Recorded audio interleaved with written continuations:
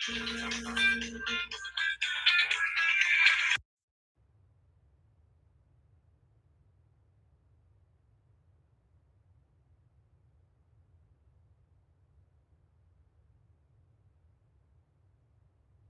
right, good morning. My name is Jill Barnett. I am the general manager of Lextran, and today is the January 19th, 2022 meeting of the Lextran Board of Directors. I would inform the public that we are present virtually today. COVID is impacting our staff in many ways and the public. However, the meeting room at 200 West Loudon Avenue is available for public comment. If anyone is present there, we will get to that portion of the agenda shortly.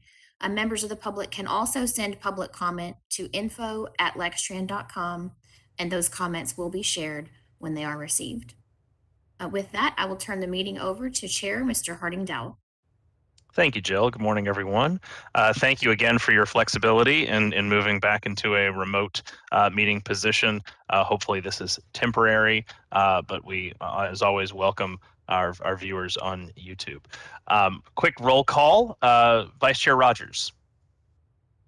Here. Thank you. Dr. Capo. Here. Mr. Motley. Mr. Schoninger. Here. Judge Thurston. Present. Mr. Ward. Here. All right. Thank you for that. We'll continue with public comment. Is there any public comment either on the call or in person?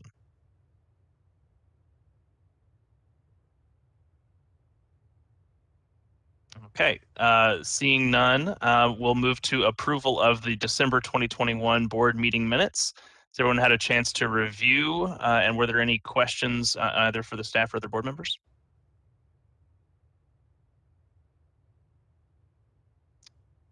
Seeing none, I'd entertain a motion to approve the minutes as presented. I'll move. This is Lindsay Thurston. Thank you, Judge Thurston. Is there a second? George, second. Thank you, George. All in favor? Aye. Aye. Thank you. Minutes are approved. Moving ahead, a short chair's report today. The first is that with the recent departure of board member Rick Chrisman, we do have an opening on the Finance Committee on the board. The Finance Committee meets 3 to 4 times a year and is tasked with reviewing the audit as well as the annual budget. The bylaws state that the chair is eligible as a member of the Finance Committee, but I would seek to open that up to any board member who was interested in serving in that capacity. The current members are Mr. Ward and Vice Chair Rogers. Recognizing that this may have been sprung on all of you, I don't think we need to necessarily make that decision today, but we do need to fill the spot. So I'd welcome any interest, either spoken aloud here or emailed to me offline.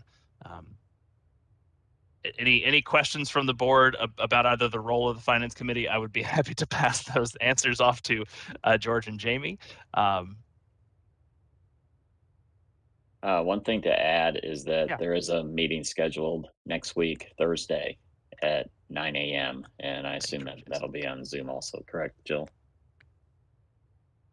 That will probably be in everyone's best interest right now. Okay.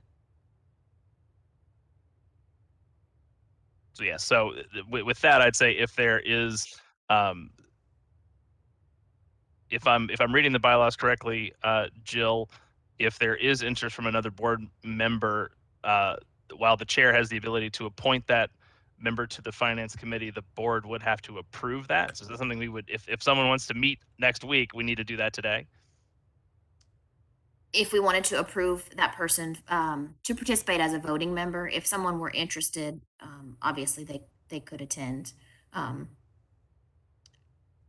see if they are or are not interested. But if they wanted to participate as a voting member, we would need to make a motion today because it is subject to board approval.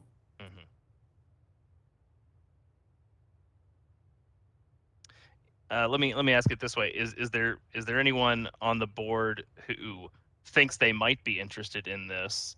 If not, I'm happy to fill that seat and go ahead and move ahead with that. But I didn't want to preclude anyone else from participating. So if there's interest, I'd say we can allow this to move either now or at the next meeting for that approval.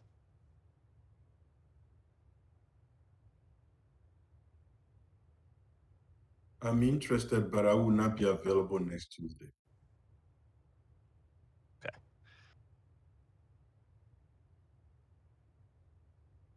Well, Dr. Capo, I'd be happy to make a motion for your appointment to the Finance Committee if you're open to that. Even if you can't make the January 27th meeting. George, does that pose a functional issue for the committee if you have a member who can't attend next week? As long as Jamie and I are there, we'll have a quorum. Okay.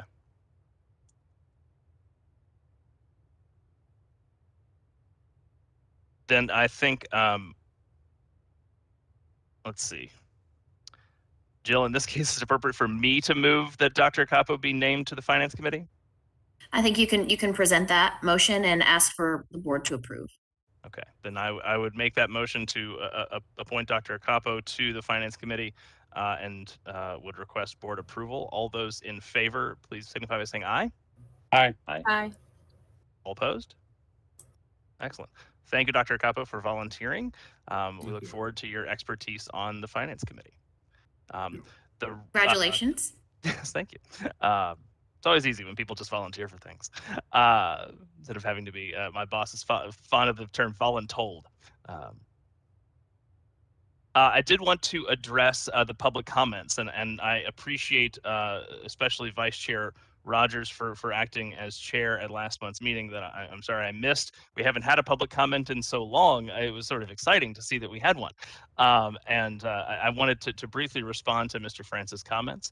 The first is to recognize for those on the board who may not be aware, and for those watching at home, that we are in the midst of the comprehensive operations analysis.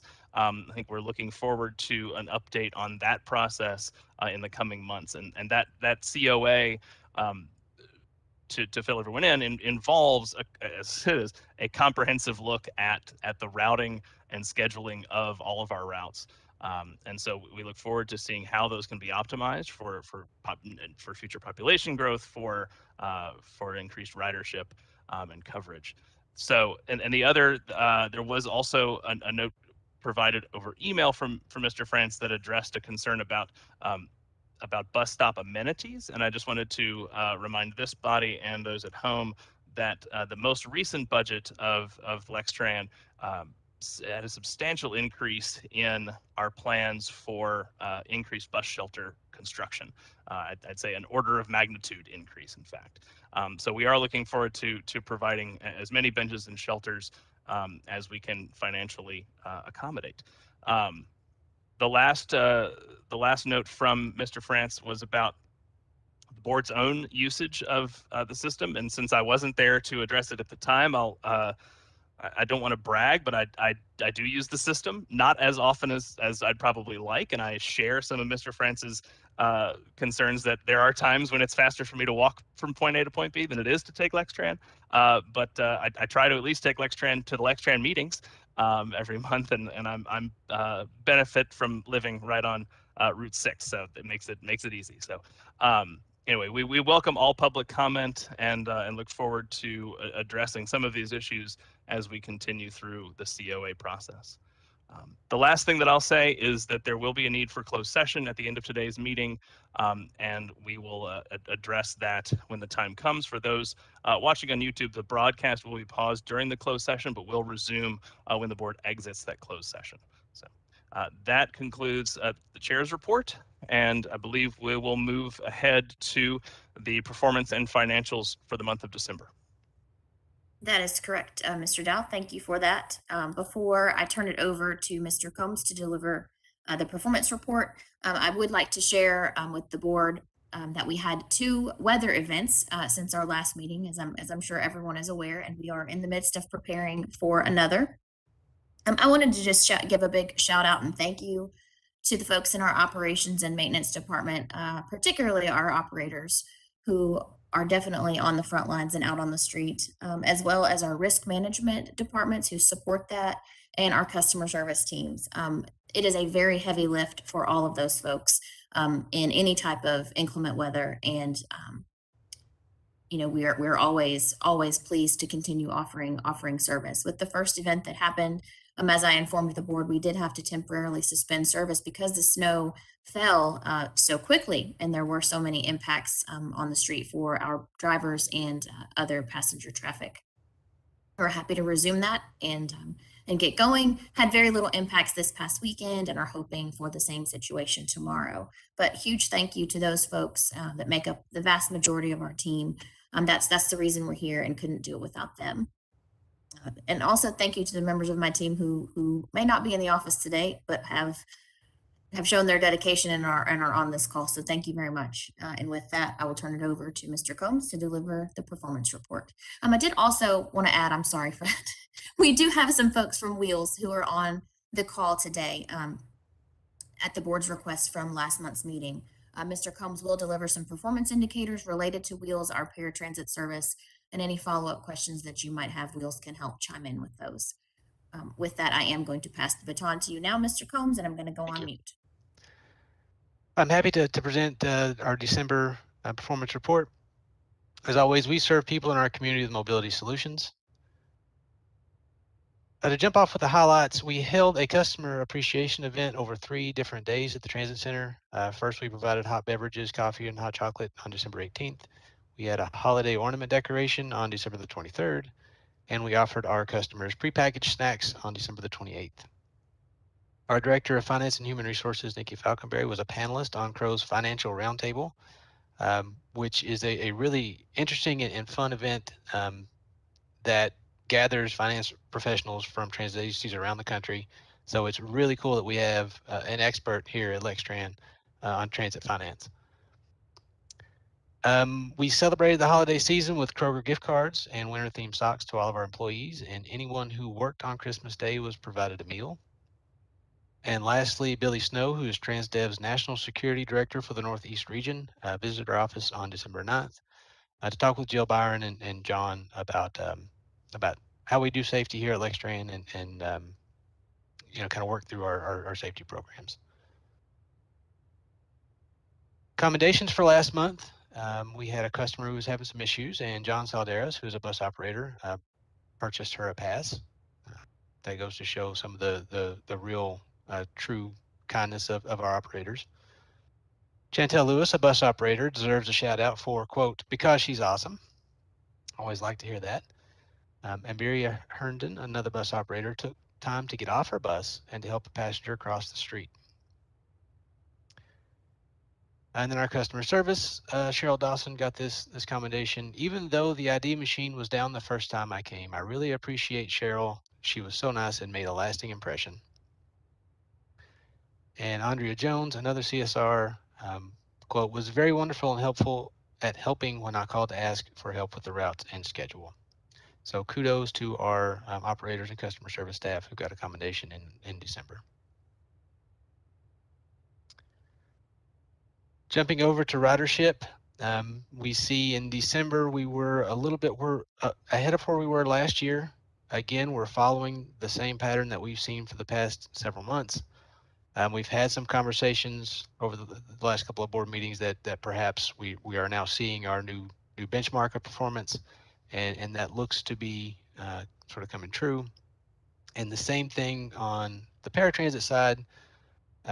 We're really not seeing a whole lot of variance that we can attribute to one thing or the other, and that picture comes the most clear on our percentage change relative to monthly average chart.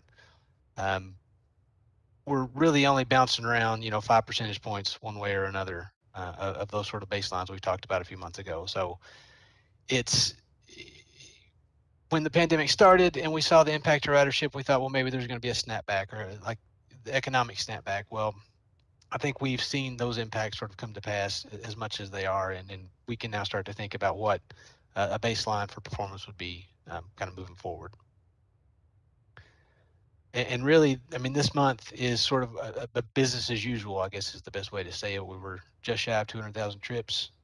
That is, again, looking at those charts, sort of where we would have expected to be. We are ahead in terms of ridership this year as compared to last year on both fixed route and paratransit. Productivity, efficiency, those numbers are really, they've been steady for the past several months. Continue to be so here in December as well. On safety, we did see a slight tick up in preventable accidents, both on fixed route and paratransit, but we are still, tracking a pretty good year on both systems. Injury frequency rate is right in line where we've been for the rest of the year. Days with no preventable accidents, days of lost time. We're looking a little bit better on days of lost time compared to last year, but I think these things are really sort of tracking along as we would expect them to.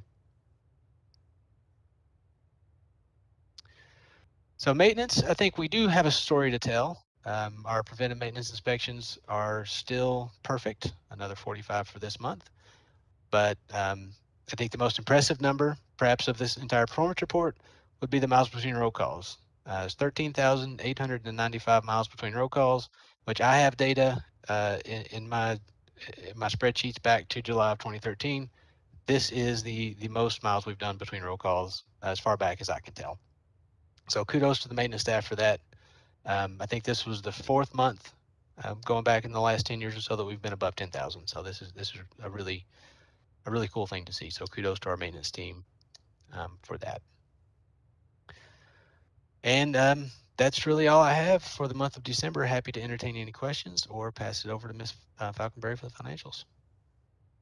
Fred, I had just one quick question. In the instance where we had an operator buy a pass for a rider, I assume that there's a process for him to be reimbursed for that by Lextran? I'm not sure that there's a process for it, but Jill, I don't know if I've ever heard of this happening before.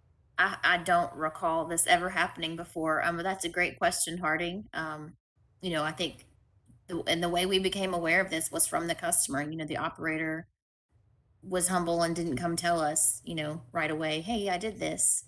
Or I should say, if he did, I was not aware. But certainly that's, not something that we want to be reimbursing all the time, but sure. In the matter that he did this, of course, we would want to make that right. Right with him. Okay, thanks. Harding, if I could talk just a minute, and since we have the people from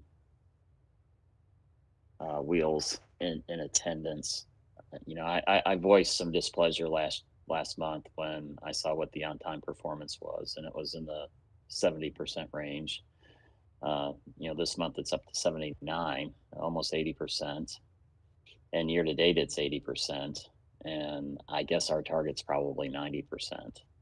And so, I just wanted to try to get some answers on what's causing that. And then, I was just looking at some of the other customer service lines under paratransit, and a number of them seem to be trending the wrong way, at least compared to last year. And maybe last year was a blip, but I would like to hear from Wheels and to hear what they're trying to do to address this.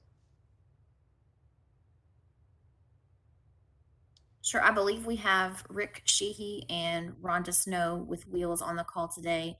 Rhonda is here locally in Lexington. She's the Director of Community Services and the Wheels program. Rick Sheehy was previously based in Lexington, but is now the Regional Chief Operating Officer. Are the two of you available to speak? Can you see me and hear me? Yes. Yes. I know Rhonda is on, but Yes. so yes, let me address some of and quite frankly, we're fully aware of the issues. We had, just like so many other organizations, in June we started noticing drivers leaving. The going for other positions, other areas, more money. It was slow initially, but then in September we noticed a significant drop, where we, over the last 5-6 months, we've lost up to 10 or 12 drivers. That's a lot for us, because we were always right at the amount that we kind of needed. But we are, that's what has created a lot of our problem, is we thankfully just don't have enough people to do what we need. We recognize this. We came to Lextran. We went to our organization nationally and trying to correct this, increased salaries. It did have one effect in that it stopped the bleeding that we had of staff leaving. So we haven't had anybody leave because of that type of thing since we did that. But it has not had the huge impact that we were hoping for on attracting new talent. We have gone to our national organization because that's where all of our HR processes are maintained through, and they do the recruiting for us, and they send us applicants to interview, and we do have the final say on those. But honestly, the numbers of people that we're getting are just not that great. I think since October, we've had 25 interviews, and to a net positive of drivers, we've had one addition. A lot of them don't show. We have folks that don't meet the DOT physical issues. They go through the whole process and then go to take the drug test and they fail that. But out of 25 since October 1, we've had one. We've had some folks come off of long-term absences, not a whole lot.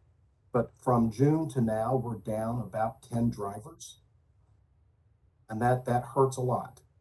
We have requested from our national organization that they assign us a specific recruiter that does nothing for the next 2 months but recruit wheels drivers. They have done significantly more over the last few weeks, but it's not enough. We've got to have somebody that's doing nothing but that for us.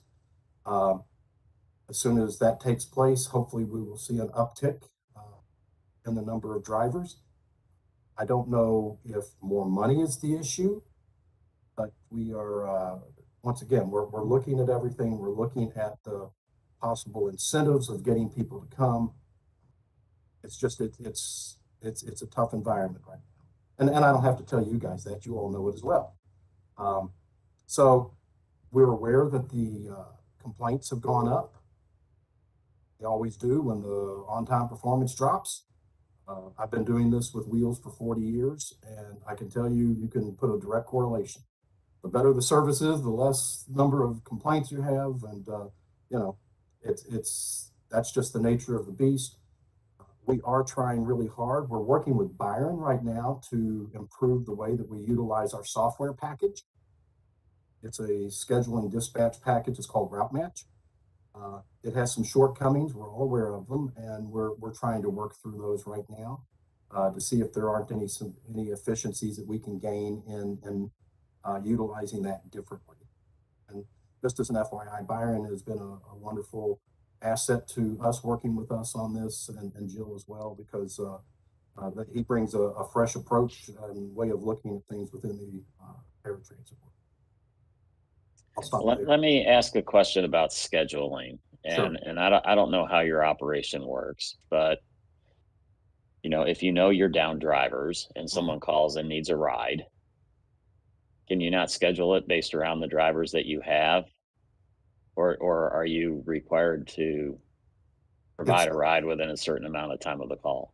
Well, if somebody has a doctor's appointment at 1 o'clock, you know, if I try to schedule it at 9, there are some parameters that we can use that do some scheduling around that.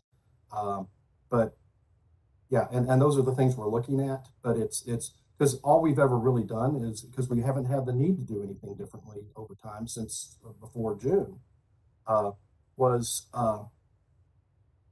basically just taking somebody's, okay, we'll get you, you need a 1 o'clock drop off, we'll get you between 12 and 12:30, and that's how we operate. And that's where I said, that's where Byron has been quite helpful in showing us different ways that we can approach this.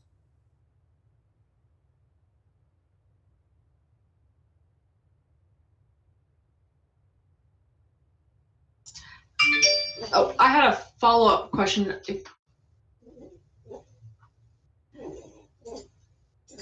All right, this is Jamie. Just making sure that no one else was. And maybe this will come with your recruiting. Talk to me more about the recruiting process? Do you guys use any job training partners, or can you just talk a little bit more about that? And I know Sure. you're working on it. Right, and like I said, the organization, the Red Cross, our HR department serves the entire country. We've got 20,000 employees, and so they're set up kind of, they hire phlebotomists, wheels drivers, disaster workers, and so that's kind of where we are with that. And that's where we have asked specifically, what can we do differently here locally to make that happen? And that's where, honestly, this entire week I have meetings with folks up and down the chain to try to make that happen. I don't know if that answers your question, but they have certain groups that, they do a lot of, I know that our recruiter right now uses about 30 different areas where she recruits from, local, and so does our local folks. We do things through Urban County government, but we do everything through ZipRecruiter, Indeed, the universities, Ace Weekly, Craigslist. We're Hispanic. We're in 30 different areas where they're recruiting folks. And like I said, it just doesn't seem to be touching. And that's where we're trying to find the problem. We've never really had issues recruiting drivers before, but it's an issue. Yeah, thank you so much that was my question, is just the type of recruiting. And I hear that you're doing all the typical recruiting. It's not working, which is what we're seeing around the country in both private and public sector, especially for this type of job. And so I appreciate the deep look at it. Yep. While also acknowledging our Wheels program is one of the most critical services that Lextran provides, and it's very critical. So I also appreciate looking at the system to say, if this is going to continue for a month, 2 months, 3 months, what else can we do elsewhere? And then echoing George's thought on, is it something about the software? Are we over promising on certain times that we know because of our staffing, or because of your staffing shortage, we can't deliver? So I appreciate that. That's what we're working through right now, Jamie. Those are the very issues we're looking at. Like I said, this is new to us, the way to be down this far. It's brand new to us. We've had ups and downs over the 40 years that I've been doing this, but nothing like this. And like I said, and that's why I said having Byron with a fresh set of eyes here, look at this. We're going to benefit at the end of this through all of that. So. And then the only other thing to consider, and you guys may have considered this, is there anything around the application system that's creating barriers? Any type of, who I heard you say, there's a drug screening, there's certain things that you have to follow, but anything that's been analyzed that's presenting a barrier to attracting workers? Yeah, and that's exactly one of the issues that we ran into yesterday. We were looking at our application process and found that, we had a requirement of 1 year professional driving experience. And, Byron mentioned, and I thought about it myself. I started back in 1982 as a wheels driver. I was 19 years old. I hadn't had any experience. And so we went to our organization, and it was actually ours. But it was based on the driving experience for all of the folks that drive our blood stock, things like that. So we were able to this morning change that. So there's going to be, hopefully we'll get a lot more candidates coming in. So once again, that's why having fresh eyes looking at this stuff is great, because it's there. We just aren't seeing it. So, that's why the appreciation for them is so great for us. Rick, are they required to have a CDL license? No. Okay. No, all of our buses are non-CDL. We did have 1 or 2 vehicles like that, but we got rid of those because it just, that really made it tough to find folks. That helps down the age. Oh yeah. Don't you need to be 21 to get a CDL maybe? Yes. Which is a huge problem in the trucking industry. Yes, it is. And then one last question on this. Are your driver, and I know you're trying to figure out a puzzle, as every employer is right now, required to do 40 hours? Or do you have any job sharing or different types of offerings? Yeah, we offer anything up and down the line. Some drivers like to work 3 12-hour days. Some of them like to work 5 8 hours. Some of them weekends. And so we're plugging the holes where we can and using whoever walks in the door. that's qualified, and trying to fit them into what we have. So every little bit helps. As we're finding out. So, but it is something that Rhonda and I and the assistant director there and the folks on the Red Cross, we are communicating every day, trying to figure this out. And I'm hoping by the end of this week, I have a resolute answer as to how they're going to address our recruiting needs specific to us. Because once again, we're having recruiting needs for the wheels drivers, but there's also recruiting needs for phlebotomists and for all these other people that, so, but once again, we have argued and how critical this program is to our community, and it's not going on deaf ears, I promise. They're hearing us.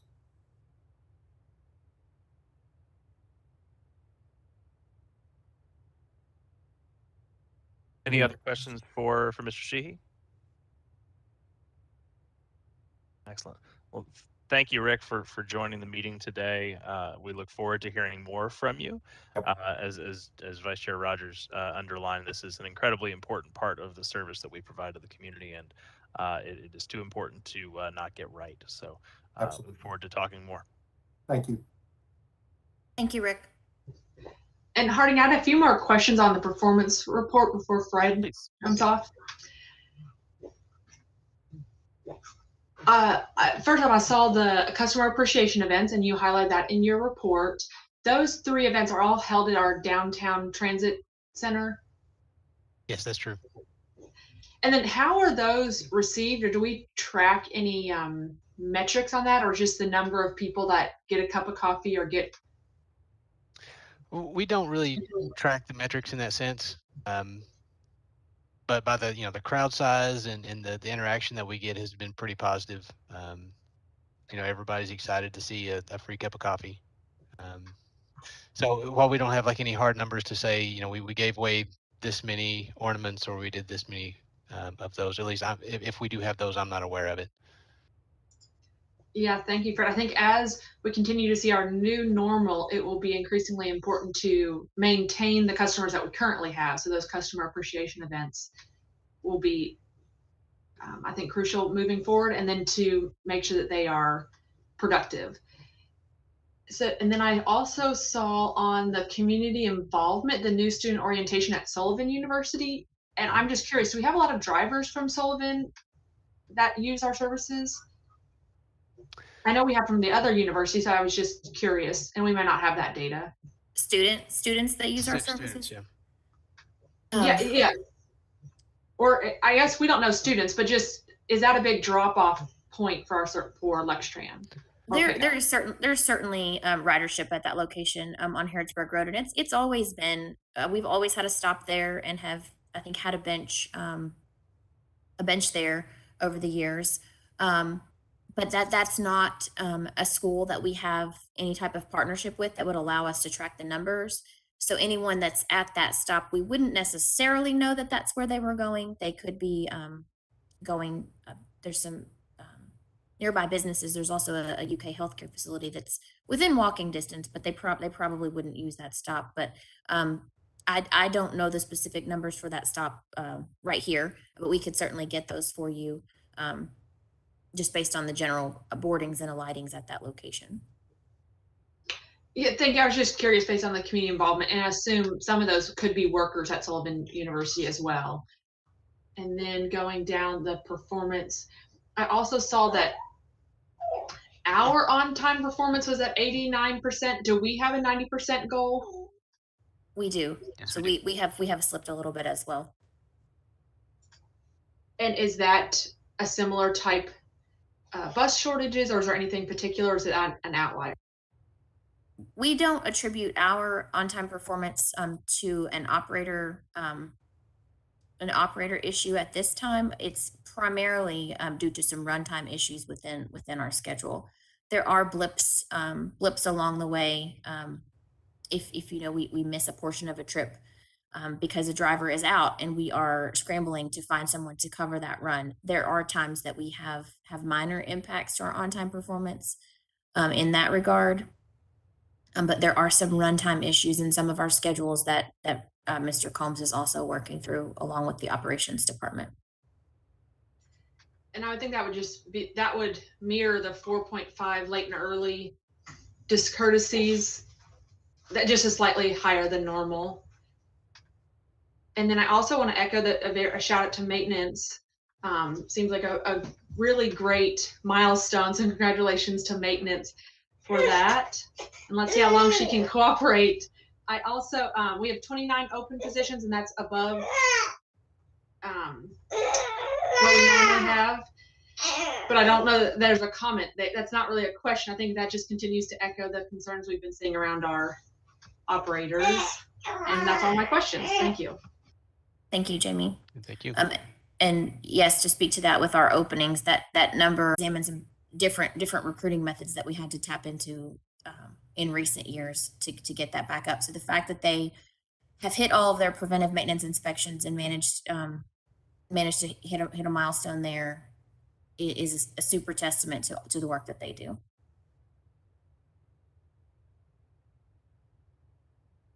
Jill, on the report that came out in the packet to us on open positions, which is a summary of the 3 different types of positions, it says 0 new hires, but you had 3 under operations. So one of those numbers is incorrect, and I don't know which one it is. Okay, thank you. Thank you for pointing that out. I'll check and see where that error was, and hopefully we can get that corrected. And do we know if we got any impact on the maintenance side? Back when Dr. Julian was at DCTC, she was talking about the maintenance program that was being started, maybe in Nicholasville or somewhere. Yeah. Not yet. I don't think we've had any impact yet, but that is something that we were very happy to have that type of training opportunity in the area. And I think Dr. Acapo knows this. I have spoken with one of his team members at various points over my years here at Lextran about the diesel program that they have. I believe, is it at Owensboro, Dr. Acapo? At the Owensboro Community and Technical College, I believe that's where they have a diesel program, and they have some partnerships there, as I understand it, with local dealerships to basically guarantee folks a job when they complete school. And what I had learned was that in many situations, the participants in that program actually would get a job before they were even finished with school. They would continue the program, but they were kind of able to guarantee them a position. And I don't know that we would have the same ease with guaranteeing a position if there were something like that here, but could certainly have someone start in an apprentice role and hopefully move up to something they would stay with us if we venture down that path in the future. Anything you want, just let me know. Oh, okay. That sounds good. Thank you.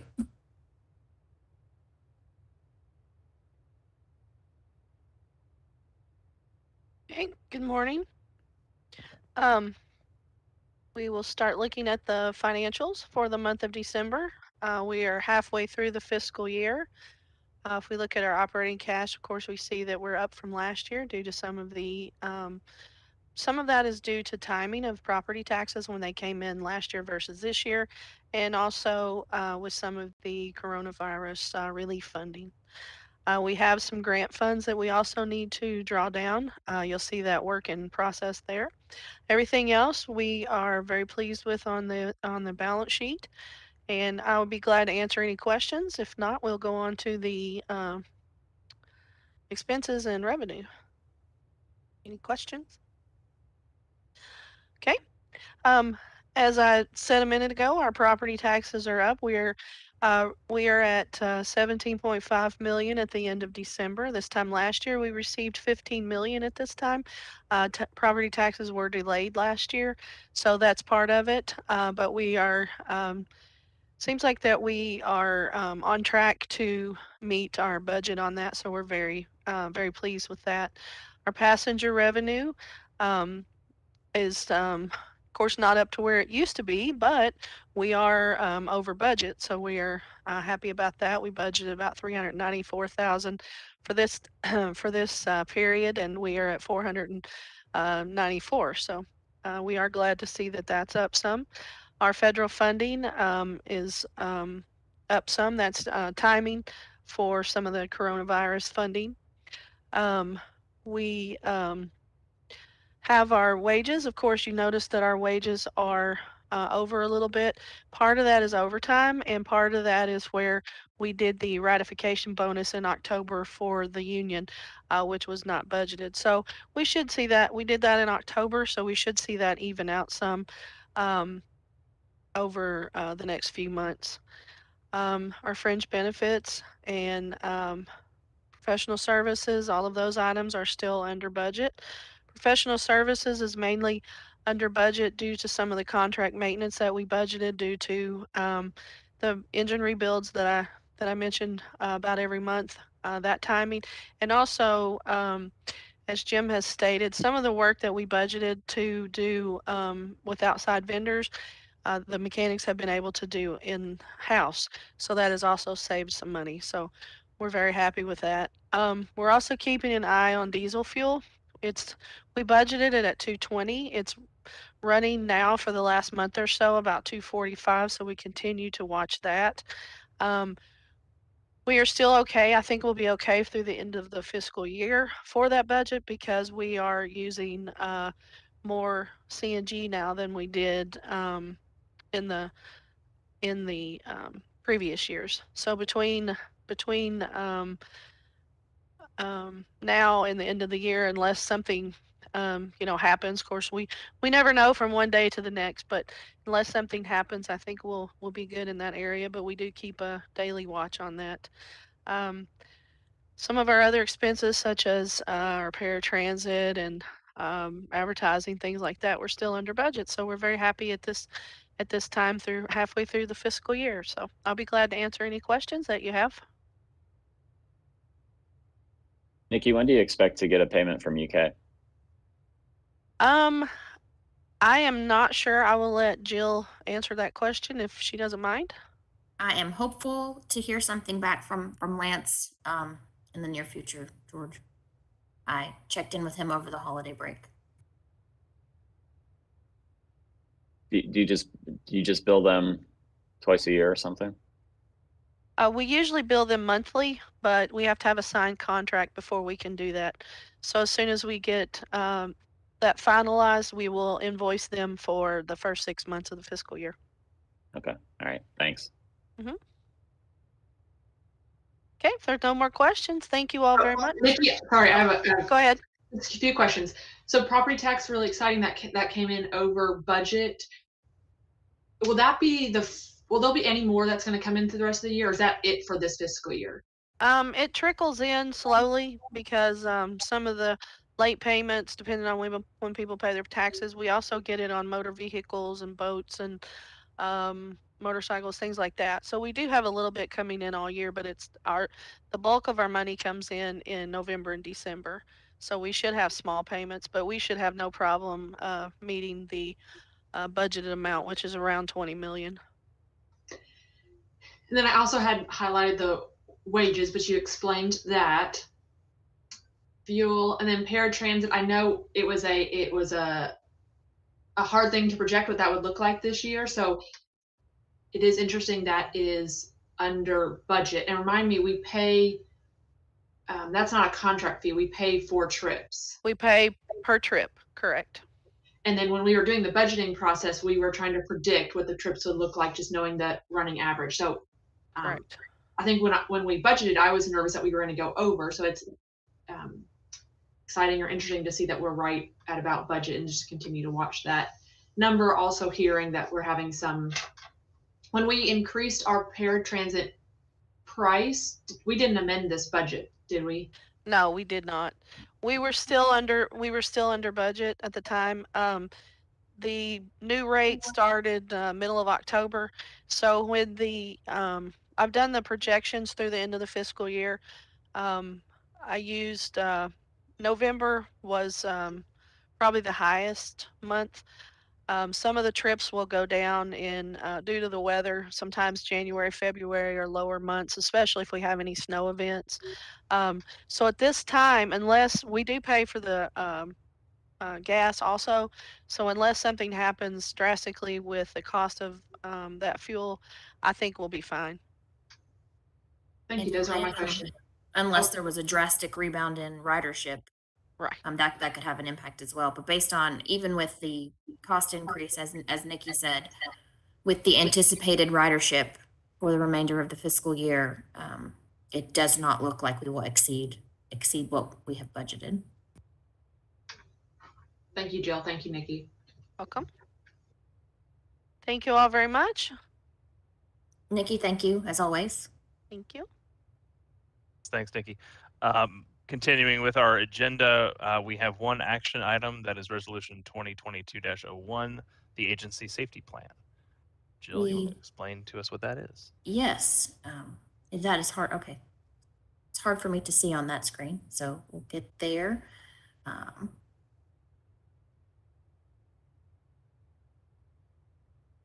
Oh, here we are. So the agency safety plan approval is something that happens every year.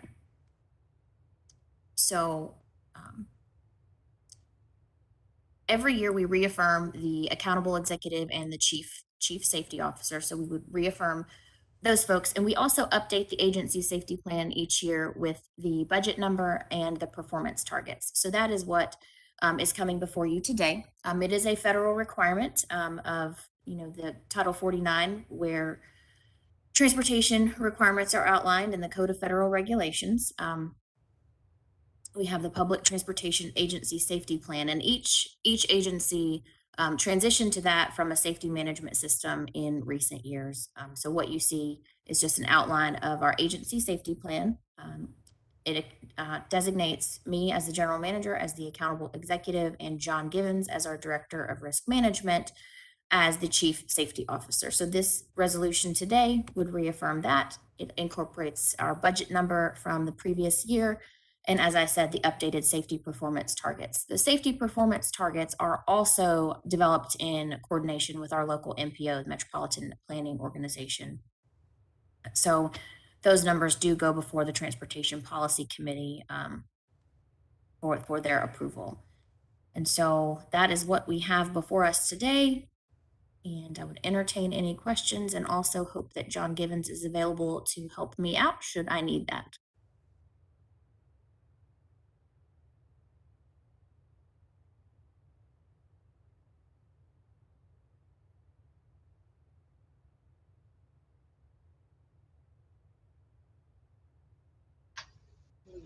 I see no questions. Oh, yep. Yeah, yeah. I was just gonna say, are there any questions from board members about the agency safety plan? Seeing none, and entertain a motion to approve Resolution 2022-01. A motion to approve Resolution 2022-01. Thank you, Vice Chair Rogers. Is there a second? George, second. Thank you, George. All in favor? Aye. Thank you. Thank you, board. And I also need to say thank you to whomever is controlling the screen, because I did not realize that what I was scrolling through was on my own computer and was not changing what you were saying. So I'm sorry. We're going to get through this meeting. All right. So thank you for the passage of that. And I believe if someone could go back to the agenda, I would greatly appreciate that.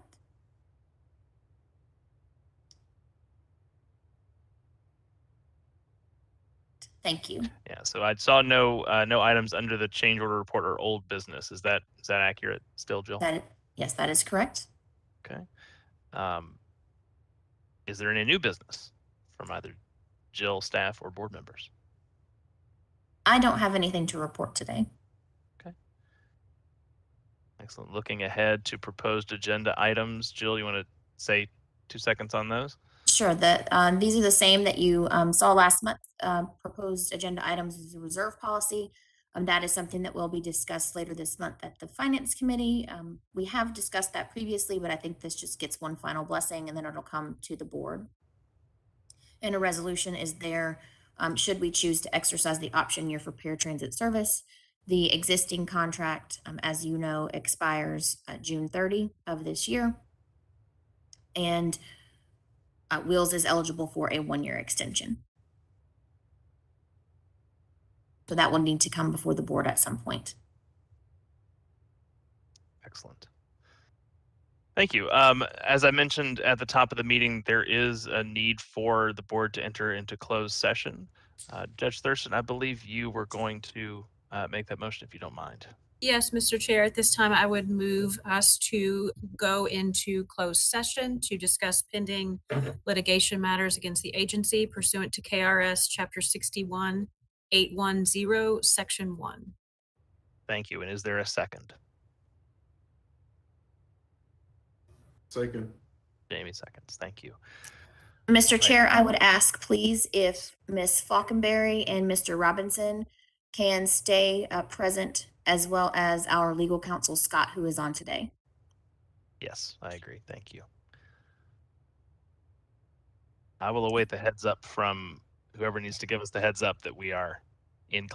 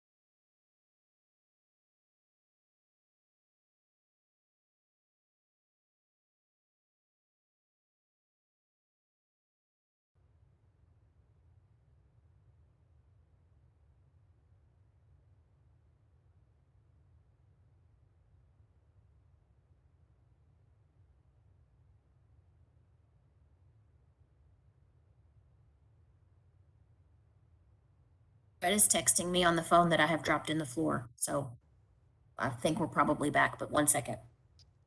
Yes, we're back. Okay. Thank you.